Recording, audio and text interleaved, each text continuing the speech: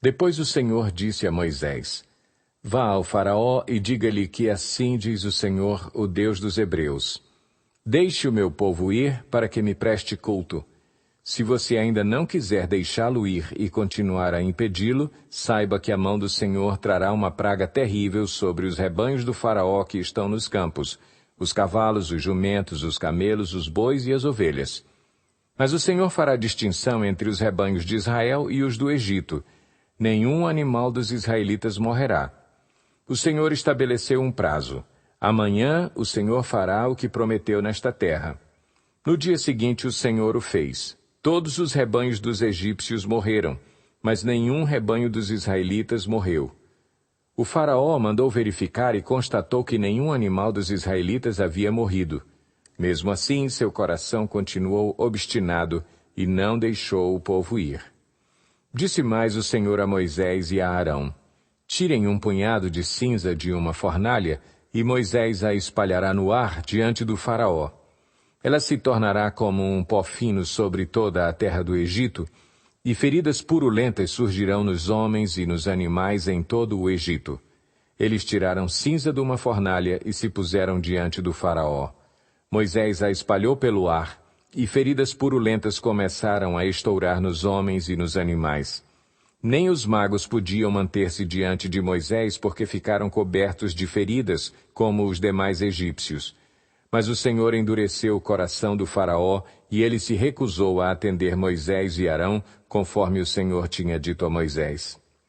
Disse o Senhor a Moisés: Levante-se logo cedo, apresente-se ao Faraó, e diga-lhe que assim diz o Senhor, o Deus dos Hebreus: Deixe o meu povo ir para que me preste culto. Caso contrário, mandarei desta vez todas as minhas pragas contra você, contra os seus conselheiros e contra o seu povo, para que você saiba que em toda a terra não há ninguém como eu. Porque eu já poderia ter estendido a mão, ferindo você e o seu povo com uma praga que teria eliminado você da terra. Mas eu o mantive em pé exatamente com este propósito: mostrar-lhe o meu poder e fazer que o meu nome seja proclamado em toda a terra. Contudo, você ainda insiste em colocar-se contra o meu povo e não o deixa ir. Amanhã, a esta hora, enviarei a pior tempestade de granizo que já caiu sobre o Egito, desde o dia da sua fundação até hoje. Agora mande recolher os seus rebanhos e tudo o que você tem nos campos. Todos os homens e animais que estiverem nos campos, que não tiverem sido abrigados, serão atingidos pelo granizo e morrerão. Os conselheiros do Faraó, que temiam a palavra do Senhor, apressaram-se em recolher aos abrigos os seus rebanhos e os seus escravos. Mas os que não se importaram com a palavra do Senhor deixaram seus escravos e os seus rebanhos no campo. Então o Senhor disse a Moisés: Estenda a mão para o céu, e cairá granizo sobre toda a terra do Egito, sobre homens, sobre animais e sobre toda a vegetação do Egito. Quando Moisés estendeu a vara para o céu, o Senhor fez vir trovões e granizo, e raios caíam sobre a terra.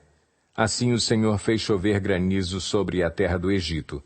Caiu granizo, e raios cortavam o céu em todas as direções. Nunca houve uma tempestade de granizo como aquela em todo o Egito, desde que este se tornou uma nação. Em todo o Egito, o granizo atingiu tudo o que havia nos campos, tanto homens como animais. Destruiu toda a vegetação, além de quebrar todas as árvores. Somente na terra de Gósen, onde estavam os israelitas, não caiu granizo.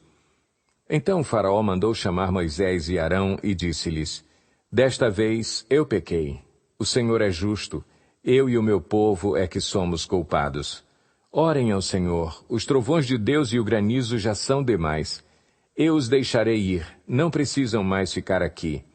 Moisés respondeu: Assim que eu tiver saído da cidade, erguerei as mãos em oração ao Senhor. Os trovões cessarão e não cairá mais granizo, para que saibas que a terra pertence ao Senhor.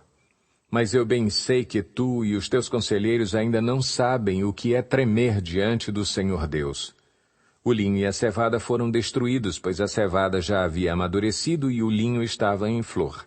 Todavia o trigo e o centeio nada sofreram, pois só amadurecem mais tarde. Assim Moisés deixou o Faraó, saiu da cidade e ergueu as mãos ao Senhor. Os trovões e o granizo cessaram, e a chuva parou. Quando o faraó viu que a chuva, o granizo e os trovões haviam cessado, pecou novamente e obstinou-se em seu coração, ele e os seus conselheiros.